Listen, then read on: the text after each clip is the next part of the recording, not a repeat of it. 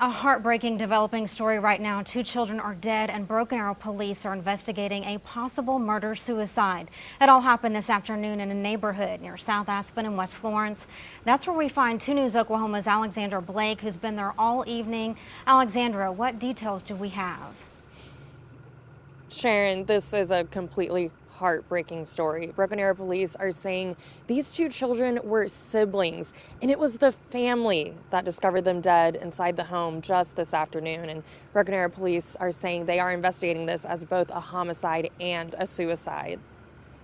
Just before 2 p.m., Captain Josh McCoy with Broken Arrow Police says the department received a call reporting a suicide at a home near South Aspen in West Florence. Officers went en route. Family members contacted dispatch and informed officers that there was actually a second deceased juvenile victim inside the residence. Captain McCoy says investigators believe the second child was murdered and say the 2 were siblings. It's unusual. It's very unfortunate.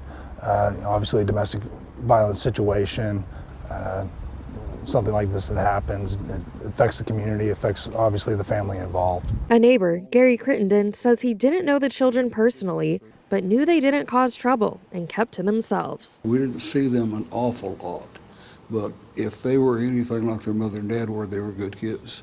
Because their mother and dad are just great, wonderful neighbors. You couldn't ask for better. He says something like this is unimaginable. But it's quiet and it's peaceful. And no problems with it at all. You know, it's just a good neighborhood. And that, again, is when something like that happens, it just blows your mind away.